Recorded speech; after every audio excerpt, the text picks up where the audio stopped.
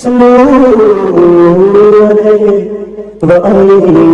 علیکم ورحمۃ اللہ وبرکاتہ۔ خیر مقدم ہے آپ کا فدا نامے میں 34 صدی ہجری کے عظیم جلیل القدر عالم محدث فقیہ حنفی صاحب شرح معانی الآثار امام جعفر احمد بن محمد بن سلامہ ازدی طحاوی رحمہ اللہ علیہ کے پہلو میں مفتی اعظم علامہ سید احمد بن محمد بن اسماعیل طحطاوی حنفی رحمہ اللہ علیہ کے مزار شریف واقع ہے، ان کے حوالے سے لفظ کی جرات کر رہے ہیں۔ حضرت علامہ سید احمد بن محمد بن اسماعیل طحطاوی علیہ رحمت رضوان کا نسبی تعلق عرب کے قبیلہ قریش کے سب سے اہم معزز شاخ بنی ہاشم اور پھر خاتم المرسلین صلی اللہ علیہ وآلہ وسلم کی نسل سے ہے۔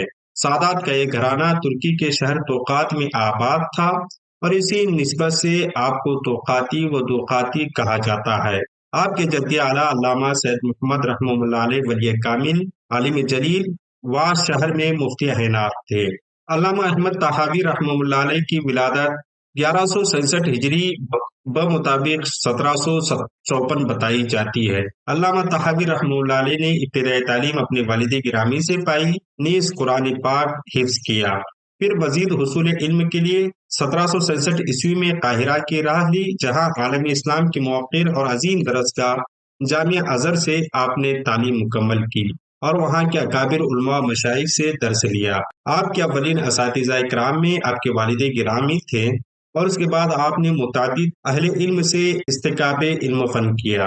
علامہ طحاوی رحمہ اللہ علیہ اصول تعلیم کے لیے تحتہا سے قاہرہ تشریف لائے، پھر وہیں کے ہو کر رہے گئے، جہاں عمر بھر درس و تدریس، تصنیف و تالیف، نیز یاد الہی کے اعمال و افعال آپ کے مزاج پر غالب رہے۔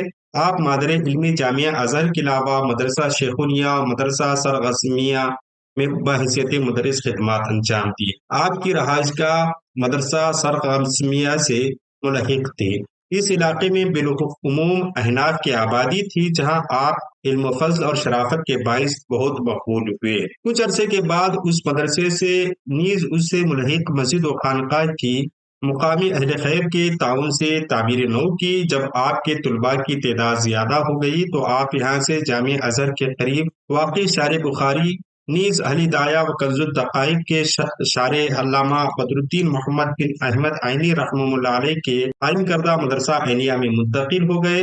پھر کچھ ہی عرصہ گزرا کہ آپ کی نئی رہائش گاہ کے قریب ایک صاحب ثروت نے مسجد تعمیر کروائی۔